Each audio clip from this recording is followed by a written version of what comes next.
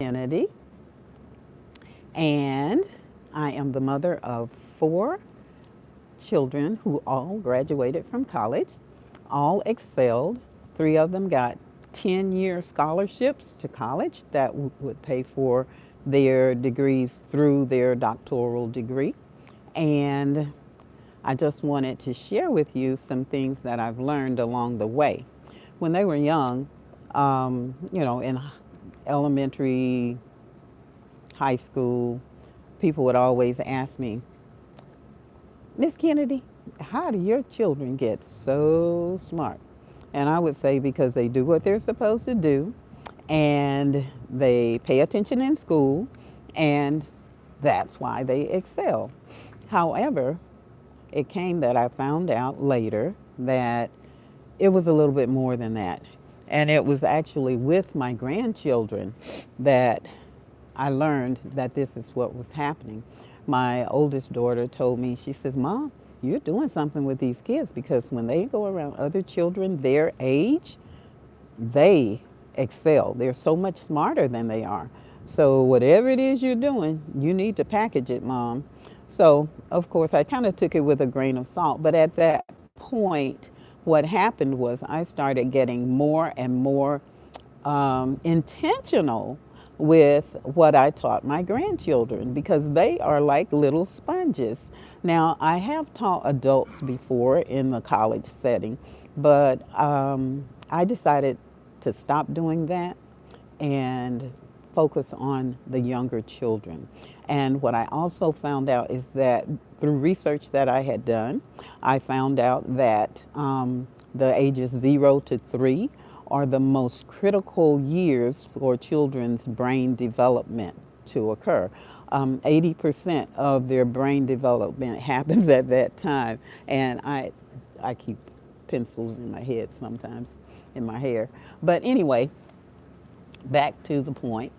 This age group, 0 to 3, is a very, very, very important age group for your child to learn. And they actually, this is the age period where you are shaping them and you are your child's first teacher. You actually are your child's best teacher. So, with that being said, I am going to go over some things that I did with my first child. All right.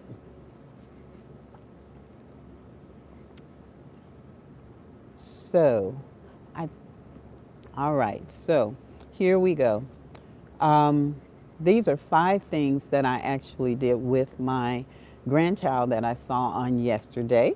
And this is a 2.5-month-old. And I was actually with him and keeping him for a little while. So while I had him, I went over these things, and these were educational things that we did. I taught him tongue, and I said, tongue. And then I showed him my tongue. And believe it or not, he started listening. He was looking at me and studying me. And when I did this, he looked at it and he started putting his tongue out at 2.5 months old. That was pretty interesting and that was pretty exciting for me. So then I did it again and he smiled and then he pointed his tongue. So even at 2.5 months old, you guys, you can start teaching your children body parts and just showing them the body part on you, and then the tongue especially is one that they will try to imitate and do the movement that you do. So that was the first thing. Then after that, he was getting a little bit fussy, and I started singing the ABC song to him. And we started singing the ABC song, and he calmed down a little bit. He did okay, but then he started getting fussy again. So then I said, okay, I'm going to go back to the original song that I would sing with my grandchildren, and that's their name song. And it is a unique song for your baby because talks just to your child or to your grandchild. So what we did was I held him in my arms and I cuddled him like so, and I started singing this song for him. Now I'm not going to use his name because I just don't want to put his name, but what I'm going to do is make it very generic for you, and I'm going to say first name, middle name, last name. And this is how the song goes. And it calmed him down right away. And with this song, what they are going to learn is they're going to learn their name more. You're going to be able to bond with your child while you're teaching them their name. Okay, so here we go. It goes first name, middle name, last name, da da da da da da da. You are healthy, da. You are holy, da. You are wise, da da da da da da. First name, middle name, last name, da da da da da da da. You are holy. You are healthy. You are wise. Dum dum dum dum dum dum.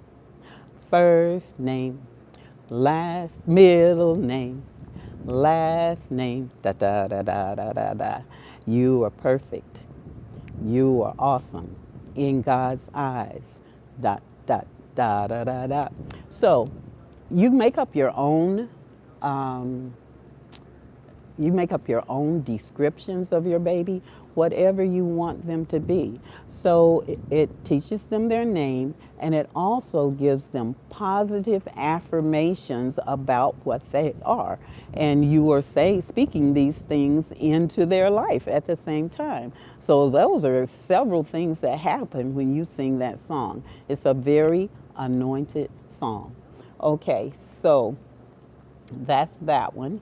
Then, what else did I do? I sung that song. Then he started getting a little fussy again.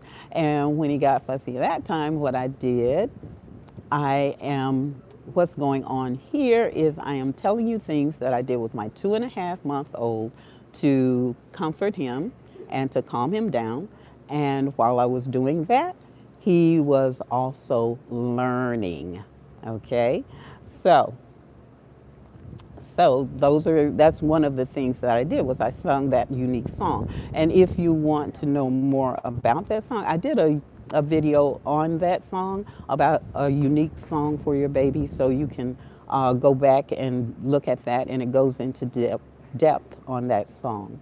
Then the other thing, when he got a little fussy again, I took him outside. So many times a change of the environment will help to calm your baby. And when you're outside, you can say, see the trees and see the car, and just point out different things to them.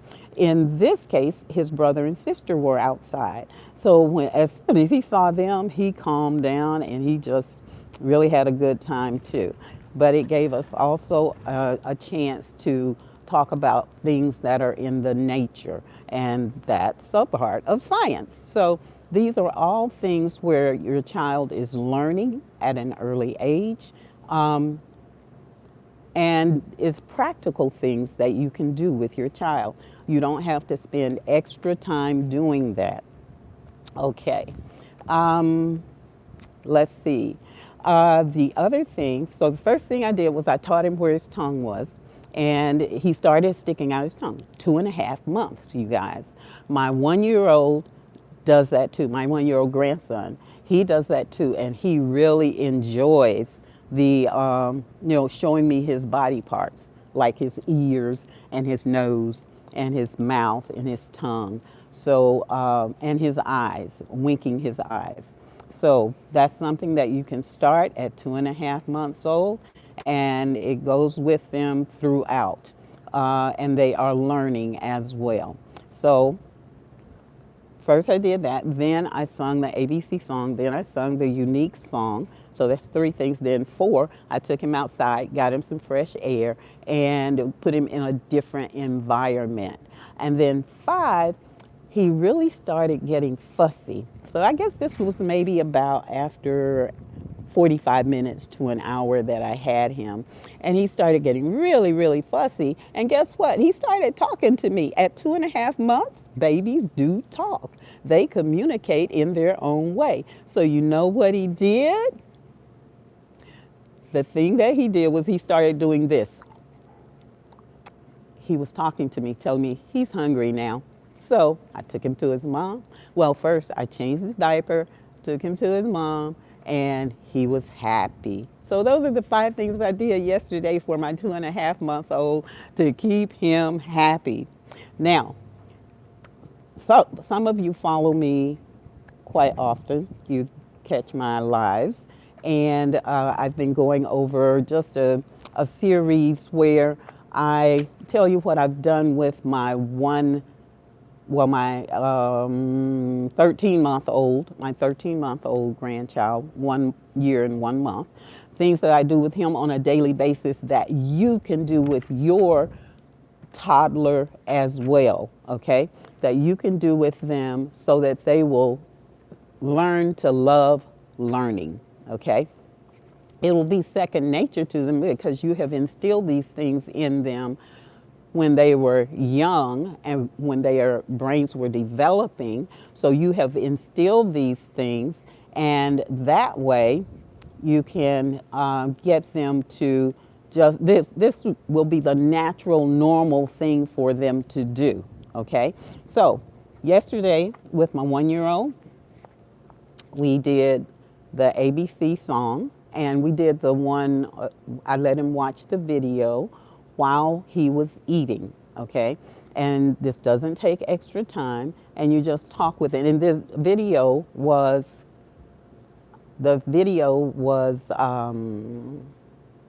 ABC 13 songs. So you can look that up on YouTube. And I would suggest you get a version of YouTube that doesn't have commercials, because when it has commercials, it really breaks the flow. So anyway, not giving you YouTube any props or anything like that, but that's what works for me. Not having the commercials allows the child to just watch that and not be interrupted with commercials coming on. So that's what we do. And while he's watching, I'm talking to him with it, and I'm also feeding him at the same time. He's in his high chair, so there's really nothing else he can do at that time, but I'm taking advantage of that time to teach him in a fun way. So the other thing that we did yesterday with him while he was still in his chair, what we did was I put his food down for him. And when I put his food down, I put it in sections. Like if he has sausage, I'll break it up into pieces and put it on his tray, okay? And make sure you clean the tray first, but I'll break it up in pieces and put it on the tray. And then I have him count it. I'll hold his pointer finger and I'll touch each piece and count it as it goes. So yesterday, I wasn't going to count it. I said, okay, he can just go ahead and eat. Do you know he gave me his finger so that we could count? And I thought that was so good. So see, you're actually training your children. You are training them with the repetition of what you do and how you do it. So all you have to do, guys, parents, all you have to do is be consistent. Be consistent with your little one, and they will learn what you want them to learn, because repetition is how they learn. Repetition is how we learn. So that's what I wanted to say, because I got so excited when he grabbed my hand and took me to show him how to point and count them. I said, oh, you want to count them? And so we counted them, and he was fine. And then when he ate one, and he would not eat it until we counted it. It was just so good. So anyway, after he did that and he took the one and ate it, then I said, okay, 5 minus 1 leaves 4. And so we counted the 4. So that's incorporating math into your daily routine. Let's see, then we played ball, When I changed his diaper, I did Itsy Bitsy Spider, and I did This Little Piggy. Now, I got something to tell you about This Little Piggy. I also have a 4-year-old granddaughter. Well, I have two 4-year-old granddaughters. But this particular one, when I helped her with her bath time, I always do it with them at bath time as well. And she says, "Oh, Gigi, do them." And so I did. This Little Piggy went to market. This Little Piggy stayed home. This Little Piggy had roast beef. This Little Piggy had none. This Little Piggy right, wee, wee, wee, all the way up. Man, she just cackled. She just enjoyed it too so much. And she's 4. So you guys, these things work from 0, 2.5 months, all the way up to 4 or 5 years old. So you've got things that you can do with your children that they go over that whole span. And with the Itsy Bitsy Spider, man, even my 6-year-old, he gets ready for when I do the ba-dump, ba-dump, ba-dump. And I did go over these in depth in other videos, so you can go back to those videos to see those songs. They're age-old songs, age-old rhymes, and they work. They still work, okay? So we did that, and then also, while he was still in his high chair, I had turned off the ABC 13. And so while he was still in his high chair, we did Where is Thumb Man? And he was very attentive, and he started trying to move his fingers to be the finger that I had up. Okay, and then he also did, we did The Wise Man. And with The Wise Man, I've gone over that one before too, but I'll just remind you what it said. The Wise Man, you have your hand, one hand out, and then the other hand you make a fist. And then I made him do the fist. I helped him make a fist. And we did The Wise Man. The wise man built his house upon the rock. Of course, it wasn't this fast. The wise man built his house upon the rock. The rains came down and the floods came up. And of course, you're going to be a lot more animated than I am right now. You're going to have fun with the child, okay? And you do that 3 times, and then you do The Foolish Man. The foolish man built his house on the sand. Now, the younger the child is, they will be easier. It will be easier for them to do the sand, because it's easy for them to rub their fingers together. So the foolish man built his house upon the sand. The foolish man built his house upon the sand. The rain came down, and the floods came up. The rains came down and the floods came up. The rains came down and the floods came up. And the house on the sand went sham. They love it. They love the sham. And my 1-year-old started doing this, okay? So, all right. So those are the things that we pretty much went over with him. Every day when we go up and down the steps, I count the steps. And as we go down the step, I count the steps to 15. So he's learning his numbers from 1 to 15. He's beginning to associate those things. And I think that is all I have for you today. But the things that I really wanted you to take away from this is that you can start early. You can, if you have a 2-month-old or 1-month-old, you can start now. If you did not know about these things and you have a 1-year-old, you can start at 1-year-old. If you can start at 2-year-olds, it's not too late. Just go ahead and get started with them and see how they actually respond to these different things that you are doing with them. They are learning. If you do them on a regular basis, they will learn. Okay, now, for those of you who have 8th graders through high schoolers, I gave you the name of a scholarship, a summer program scholarship that is being offered, and the deadline is March 1st. I'm just going to mention it again for those who may not have heard. It's the Summer Springboard, and they are reserving 2 of the, it's an extracurricular summer program. and it's a residential program, meaning that the children stay on campus. And these are campuses of major schools, major universities that are very well known, like Georgia Tech, like MIT, like UC Berkeley. Those are well known institutions of learning that are very highly rated. So if you are if you have children in those age groups who are academically sound, okay, I think that the GPA may be 3.5, but you look it up. But it is called Summer Springboard. Summer Springboard programs.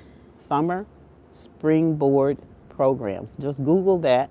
And then the scholarship application is the IDEA scholarship. It's IDEA scholarship. Now, they offer three, and two of those three, they are reserving for children of color. So it's worth it to give it a try, okay? And when you do, you have to write an essay. And when you're writing that essay, when your child is writing that essay, you can't use ChatGPT or any other AI because they have ways to find out. But what you want to do is you want to tell them as much as possible about your life and why they should select you. And they're going to select you because of your leadership skills, because you make an impact. It's going to be things like that that they take into consideration, that you don't quit. So in your essay, you want to highlight things like that and how you made through different obstacles. So you want to highlight things like that so that it will give them more of a overall view of who you are, because the essay is the only thing that they have to judge you by. So you have to make sure that it's good. You have to make sure that there are no grammatical errors. So have two or three people read it and reread it and proof it and before you submit it. So the deadline for that is March 1st. I don't really have any affiliations with them, but it came across my desk when I was looking for some Georgia Tech scholarships for a cousin of mine. So I said, let me share it because there may be other people out there who have children who would qualify for it. All right, that's all I've got for you today. So if you have heard anything on this live that helped you or that you didn't know and made you more aware of things that can go on with your children and their education, give me a like and subscribe to my channel. That's Dr. Yvette Kennedy. And you can also shoot me an email at dryvette@yvettekennedy.com because I am developing a little chart, a tracker. It's a baby tracker. I'm getting that together so that I can send to you because it helps you see the milestones that your babies are doing. And it's an easy thing. You can have it on your phone or you can have it on your laptop, but it's an easy way to record what's happening daily. So with that being the case, you guys have a great day. Bye.